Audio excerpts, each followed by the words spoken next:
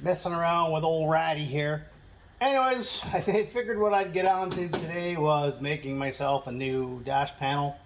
Obviously, the old gauges that were there, half of them didn't work and they needed restoration and conversion to 12 volt. So what I did here was I drew out this opening as close as I could get to the, the circle radiuses and whatnot here.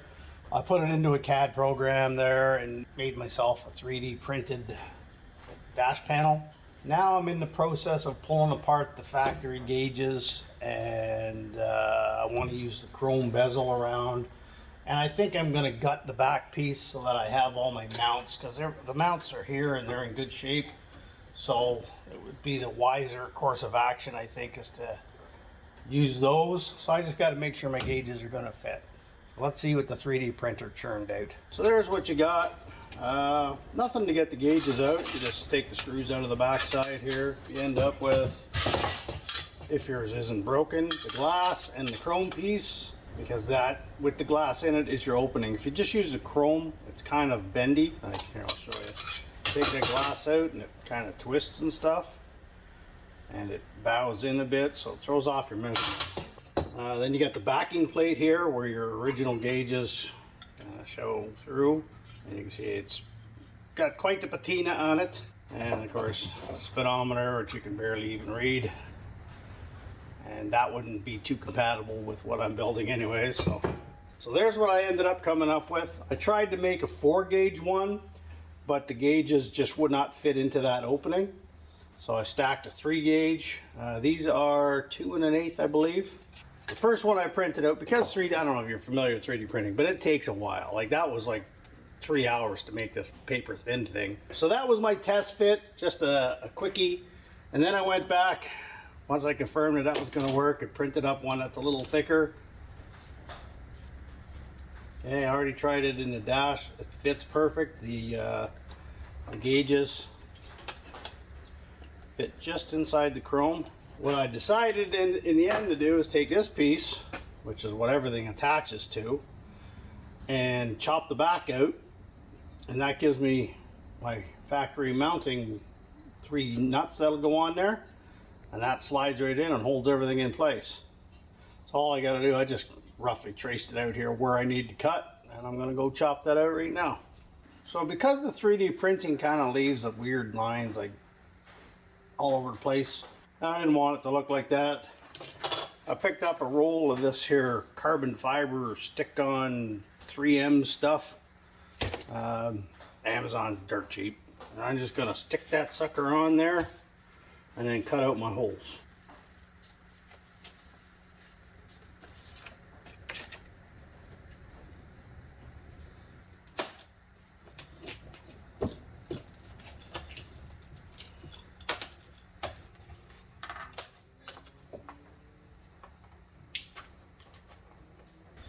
I'm just cutting out my holes for my gauges now.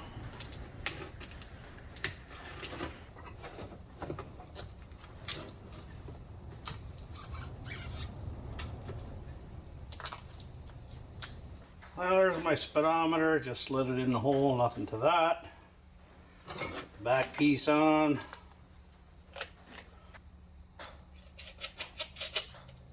Just slam some more in. Just gotta figure out where I want them. So the voltage one, you gotta make sure you're using the bracket with your rubber grommets. Otherwise you get this shorts out across here. All right, well there's the back cut out. Clearance here was a little tight, so I had to nick that a bit, but for the most part, pretty straightforward stuff. Push your bezel back on, there's these little tabs.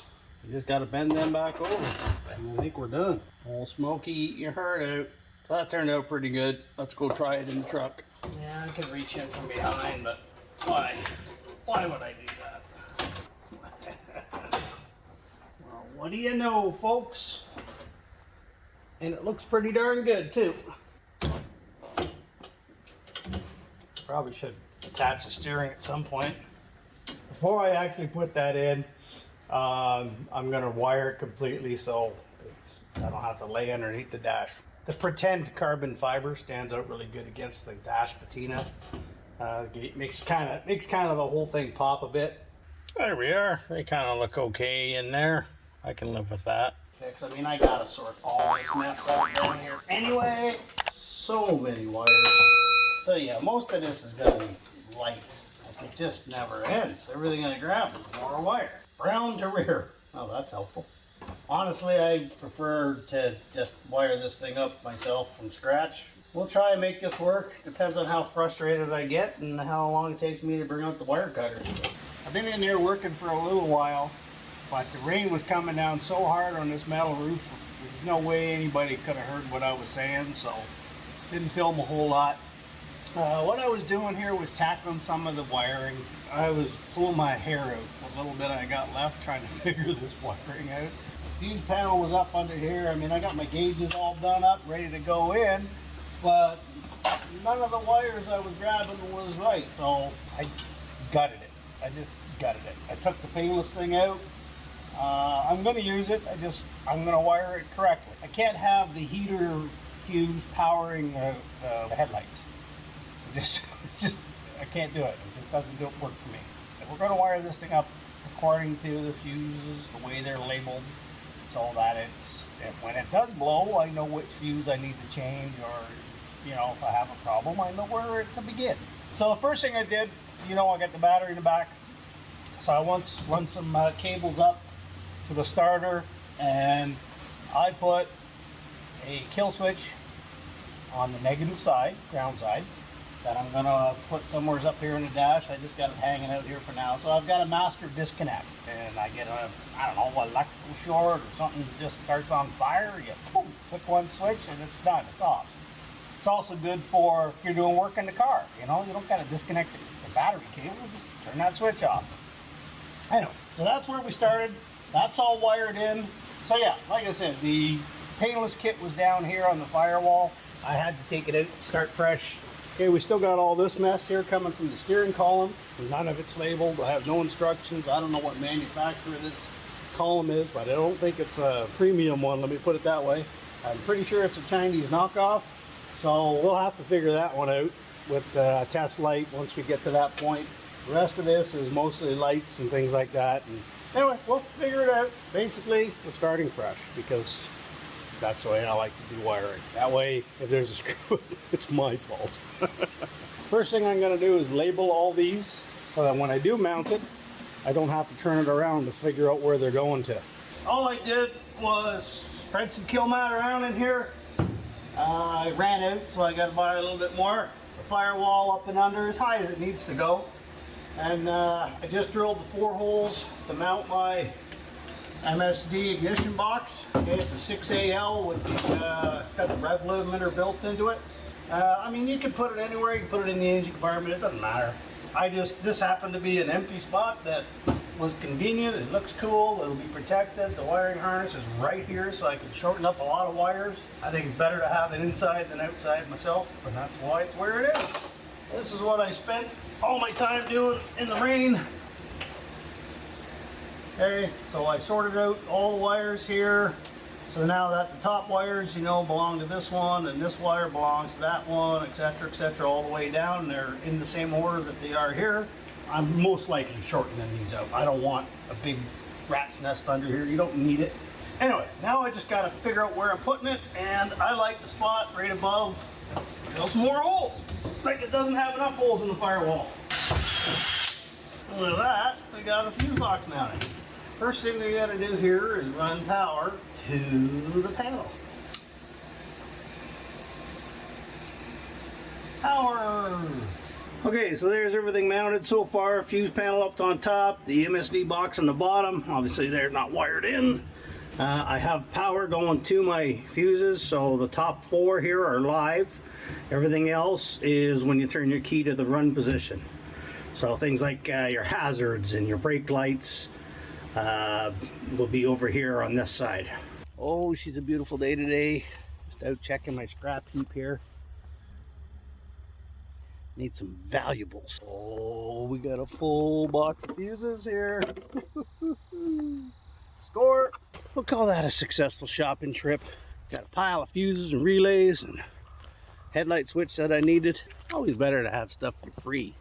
Of course, you gotta have space to store a bunch of junk like that, but whatever. For this central area, I made up this here little plate, just one piece of tin. I put a bend in each side. Trimming this here to match the dash was a treat because this side is just slightly different than this side. First one I made wasn't even close. That's what I get for not checking. Anyways, there's still some gaps here, but it's a heck of a lot better, and it'll do. And then I'm gonna cut in a radio, a few gauges, and maybe some switches or something down here. It'll be my command center. When I cut this out, I left in some tabs so that I could attach it into here, bolted to the dash instead of, you know, just stuck there with some screws that you can see.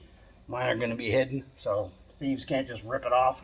Not like I'm really too concerned about thieves. There's not a whole lot of that going on out here on the farm, but you never know. So there's basically what my command center is going to look like. You know, that's just rough drawn in, but that's basically what I got to cut out of this monster now, and without screwing up a single cut, or I got to make it all again. Okay, so there's how I'm cutting out the radio. To get that bend, you can see all I did was drill a whole bunch of little 1/16 holes right on the line, just like that. And now when you bend it, it wants to bend on that spot. Okay, there's a radio face. It needs just a little bit of Dremel work here at the top. It's kind of bowing in a bit. Oh, we have a music box. Okay, the next thing I'm gonna do here is slam in this here switch plate. I could have put that in the center. Then I end up with like a little space on either side that I can't really use for much. So if I offset it, that leaves me a big gap for, I don't know, future options. Switches are mounted. Spread a little carbon fiber around. Looks all right. Okay, so there's our dash, just sitting in there. It's not by any stretch wired in or tightened. I mean, I could put that out with one finger. But it looks pretty darn good in there. Carbon fiber matches up the carbon fiber stuff that I put on here. Yeah, it's just a sticker, but who cares? It's just a rat rod. Center console's done. It's mounted. I left the spot for a third gauge. I think I might eventually put a trans temp in there. This boost gauge is coming out because it's broken. It's just I put it in there to size it. They sent me out a gauge and it was the wrong one, so I had to return it, and I'm still waiting for a boost gauge. Yeah, they sent me a trans temp. It was like half the cost. No, I don't think I'm keeping that.